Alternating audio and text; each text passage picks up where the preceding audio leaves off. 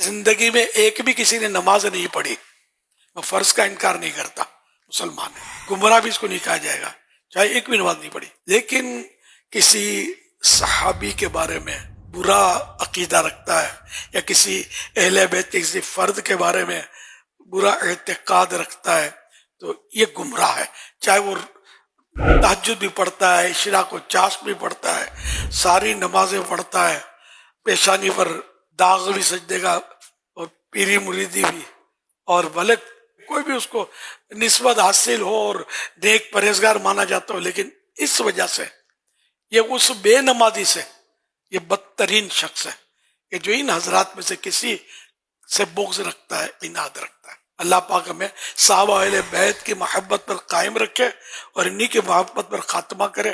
کبھی بھی میری آپ سے درخواست ہے کہ کوئی ایسا فرد جو کسی صحابی یا اہل بیت کے کسی فرد سے بغض و عناد رکھے، ان پر تنقید کرے. آج کل کرتے ہیں تنقید، خاص کر سیدنا امیر معاویہ رضی اللہ عنہ کے بارے میں بڑا ہائی لائٹ ہوئے ہیں. اس طرح کے لوگ، داڑھی بھی ہوگی، بڑا تقریریں بھی جھاڑتے ہوں گے اور مطلب سب کچھ کرتے ہوئے، لیکن سیدنا امیر معاویہ رضی اللہ عنہ کے بارے میں یہ بک بک کرتے ہیں.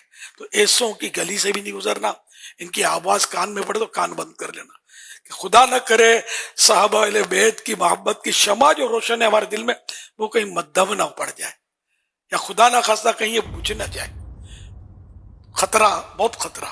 تو یہ بالکل 440 واٹ یہ مثال ہے، یہ تو کروڑوں واٹ کا سمجھو خطرہ ہے اس میں.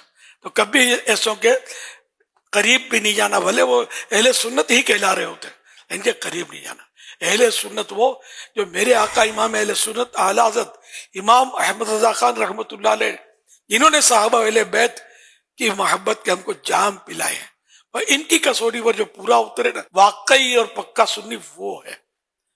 ورنہ آپ مہربانی کر کے کسی کی آستانے کی چمک دمک، کسی کی تقریر کی مطلب رمق اور تم تراق اور خطابت کے فن جوہر دیکھ کر پھسل مت پڑنا. ہاں، خدا نہ خواستہ. میں آپ کی بھلائی کے لیے کہتا ہوں، دعوت اسلام تو بہت بات میں بنی. الحمدللہ صحابہ کرام علیہ رضوان کے تعلق سے اور اہل بیت کے تعلق سے میں مطلب جذباتی حد تک میری وابستگی شروع سے ہی اللہ کی رحمت سے، یہ سمجھو ہمارے گھر میں سے ہم کو یہ گھٹی میں ملا ہے. ہم کو وہ صحابہ اہل بیت کی محبت چاہیے، ان کے ماننے والے چاہیے. ان کے ماننے والے ہمارے سر کے تاج، جو ان کو نہیں مانتے ہمارے پاؤں کی جوتی بننے کے بھی وہ قابل نہیں ہے. خدا کی قسم وہ قابل نہیں ہے. ہم ننگے پاؤں سے ہی ہیں الحمدللہ.